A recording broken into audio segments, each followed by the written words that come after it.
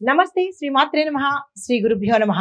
August 5, 2025 మంగళవారం నాటి దిన ఫలితాలలో మేషాది ద్వాదశ రాశుల వారికి ఎలాంటి గ్రహస్థితులు ఉన్నాయి, ఆ గ్రహాలు ఇచ్చే ప్రభావం ఏమిటి అనే అంశంలో ముందుగా గ్రహస్థితులు చూసినట్టయితే సూర్యుడు కర్కాటకంలోను, చంద్రుడు తులారాశిలో స్వాతి నక్షత్రం మీద సంచారం చేస్తున్నాడు. కుజుడు మిథునంలోను, బుధుడు కర్కాటకంలో బలహీన స్థితిలో సంచారంలో ఉన్నాడు.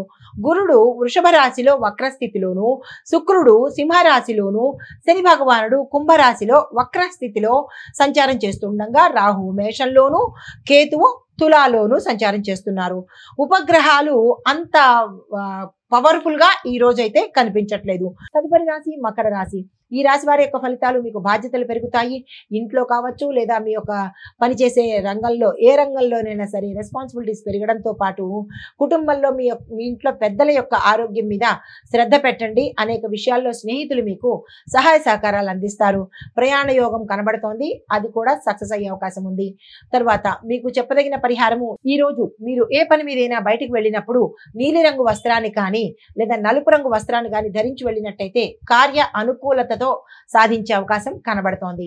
తదుపరి రాశి కుంభరాశి. ఈ రాశి వారి యొక్క ఫలితాలు, శని గ్రహము వక్ర స్థితిలో మీ యొక్క రాశిలో నడుస్తోంది కాబట్టి మీరు ఈ రోజు ఏ పని తలపెట్టినా కొంత ఆలస్యం అవ్వడం కానీ, దాంతోపాటు కొన్ని ఆటంకాలు రావడం కానీ ఇలాంటివి కనిపిస్తున్నాయి. కాబట్టి సానుకూల దృష్టితో ముందుకు వెళ్ళే ప్రయత్నం చేసుకోండి తప్ప అక్కడితో ఆగిపోయే ప్రయత్నం చేయకండి. ఆరోగ్యపరంగా చూసినట్టయితే కనుక అనారోగ్య సూచనలు ఎక్కువ కనబడుతున్నాయి.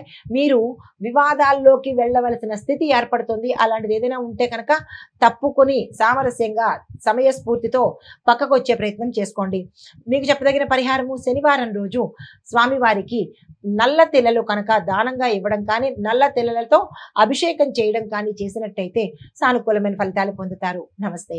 తదుపరి రాశి మీనరాశి. ఈ రాశి వారికి అనుకున్న పనుల్లో విజయం చేకూరడంతో పాటు దూర ప్రదేశాలకు వెళ్ళవలసిన పరిస్థితి ఏర్పడుతుంది.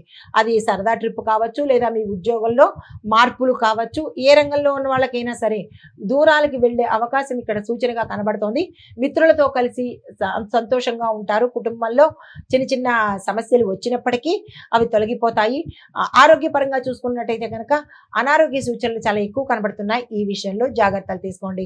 పరిహారంగా ఈ రోజు గురువుకి అంటే నవగ్రహ ఆలయంలో గురుగ్రహానికి పసుపుని కానీ పసుపు కొమ్ములను కానీ దానంగా ఇచ్చినట్టయితే కనుక సానుకూలమైన ఫలితాలు పొందుతారు. ఇది ఈరోజు మేషాది ద్వాదశ రాశుల వారికి గ్రహస్థితులు, సూచనలు. నమస్తే.